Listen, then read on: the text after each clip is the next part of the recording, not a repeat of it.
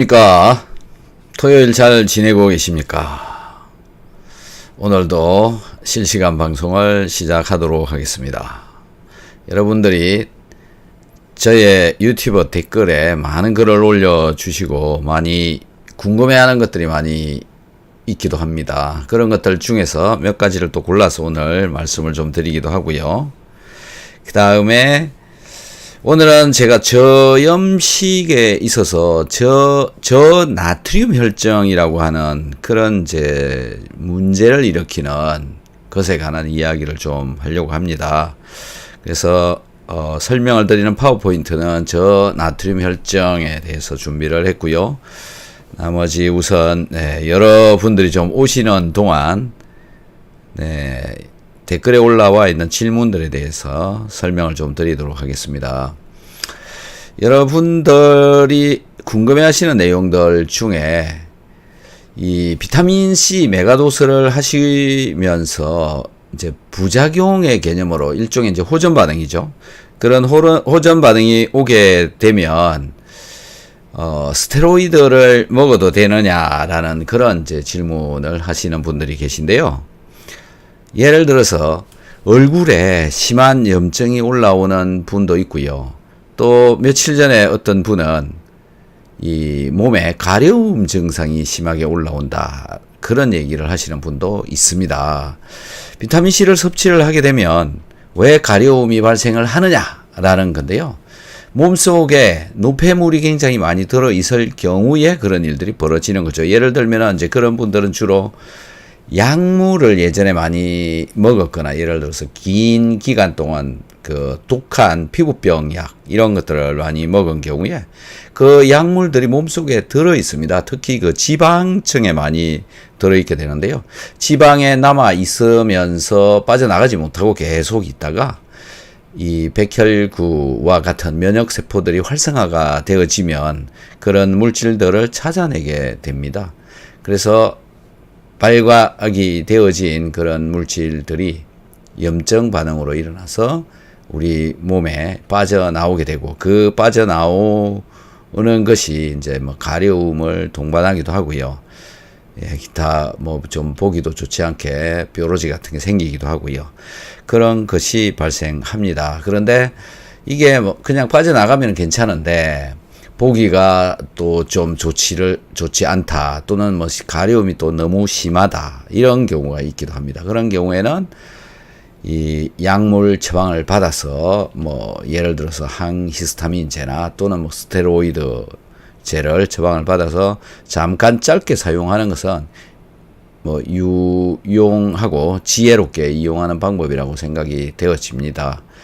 그래서 그런 분들의 경우에는 꼭 이 불편함이 없도록 비타민C를 계속 섭취를 할 수 있도록 그런 기간이나 호전 반응 시간이 필요한 것 같습니다. 이 비타민C에 의한 호전 반응은 뭐 여러분들께서는 많이들 이해를 하셨을 텐데요. 제 사이트 이 영상에 닥터 한스 하고요. 그 다음에 호전 반응이라고 검색을 해보시면 영상이 몇 가지가 나옵니다. 그래서 그 영상들을 참고를 해서 좀 보시면 될 것 같습니다. 그 다음에 종종 묻는 질문 중에 영양제 많이 먹으면은 간에 무리가 가지 않느냐 이런 질문을 하시는 분들이 계신데요. 간에 무리가 간다라고 하는 것은 크게 뭐 많이 있지는 않은 편이고요. 제가 말씀드리는 비타민, 오메가3 유산균, 키토산, 소금, 소화효소제 이런 것들은 간하고는 크게 관계가 없는 것들입니다. 간에 도움을 주면 주었지 또 부족하면 간에 오히려 문제가 일어날 수 있는 것이지 많이 먹어가지고 문제가 생기는 것들은 아니다라는 건데요.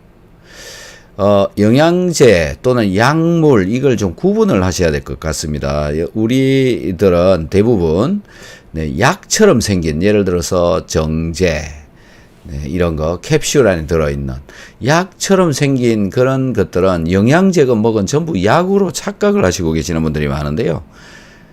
약물 생긴 모양이 비슷해도 약물인 경우가 있고요. 또는 영양제인 경우가 있는 거죠. 그래서 이 영양제의 경우에는 기능을 가지고 있고요. 그 기능이라고 하는 것은 몸에 이로운 기능들을 해준다라는 건데, 이 우선 영양제를 먹는 이유를 좀 찾아봐야 되지 않겠습니까?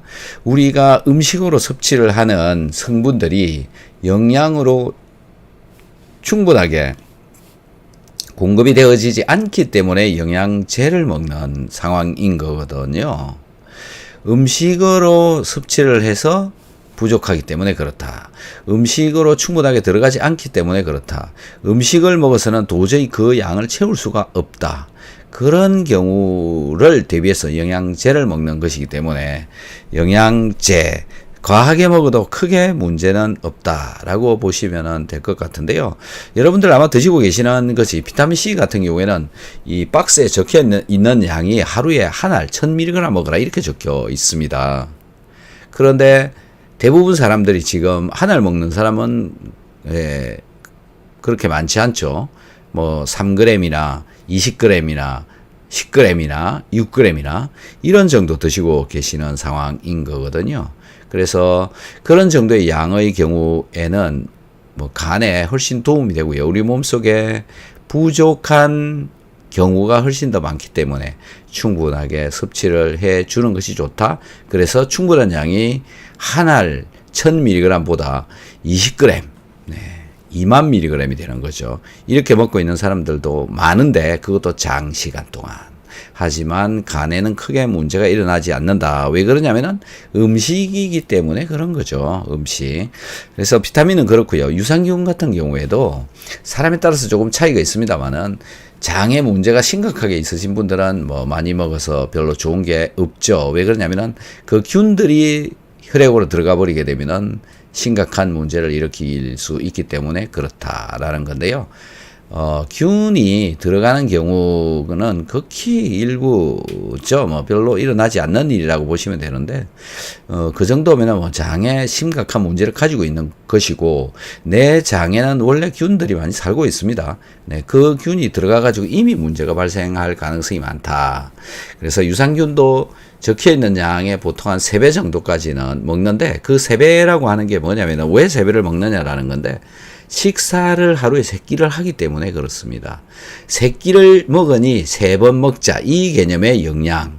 네, 음식을 통해서 먹는 거라서, 음식을 통해서 못 먹으니까 음식 먹을 때 먹는 거라서 3번을 먹는 거다라는 거죠.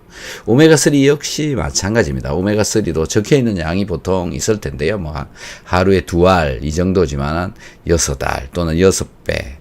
네, 3배 내지 6배 이 정도 먹어도 크게 문제가 없다라는 건데요. 적게 먹을 때랑 많이 먹을 때랑 차이는 심하다. 적게 먹으면 먹고 있는지 말았는지 먹었는지 말았는지 효과를 보기가 어렵다. 하지만 많이 먹으면 확실히 차이가 나타난다라는 거죠. 그 다음에 이제 키토산인데요. 키토산은 식이섬유질입니다. 그래서 입으로 들어가서 변으로 빠져나가는 거죠. 그래서 아무리 많이 먹어도 크게 문제가 없다. 그래서 뭐 적혀 있는 양이 보통 3알로 적혀 있는데 저는 키토산이 아깝습니다. 그래서 2알 정도 먹어라 이렇게 얘기를 하는데, 이 다이어트를 하시고 싶으신 분은 3알을 먹어도 좋고요. 5알을 먹으면 더 효과적이고 10알을 먹게 되면 훨씬 더 효과적입니다. 이유는 내가 섭취한 음식물을 붙잡고 변으로 빼내주기 때문에 그렇습니다. 다이어트를 하시고 싶으신 분들, 밥을 굶고 싶지 않다, 음식을 적게 먹고 싶지 않다, 그러면 먹은 음식을 바깥으로 빼내버려라. 빼내는데 키토산이 아주 유효하다라는 겁니다. 그래서 먹는 양이 간하고는 크게 관계가 없다. 그 다음에 소금입니다. 소금은 간에 이루었으면 이루었지 나쁘지는 않다라는 건데요. 근데 너무 많이 먹으면 문제는 혈압이 올라갑니다. 혈압. 네, 그래서 너무 많이 먹으면 안 된다. 간하고는 관계가 없다 이 얘기죠. 간에 도움이 되는 게 사실은 소금인데요. 소주를 마실 때 소주에다가 소금을 넣어서 한번 먹어보세요. 그러면 알코올 분해 능력이 훨씬 올라갑니다. 간 기능이 훨씬 증가합니다. 피로가 감소합니다. 그래서 소금은 간하고 별로 또 관계가 없다. 요런 정도로 오늘 서두를 마치고요. 자, 오늘 제가 준비한 저염식, 그 다음에 나트륨 혈증, 혈증요. 이것에 관해서 좀 말씀을 드리도록 하겠습니다.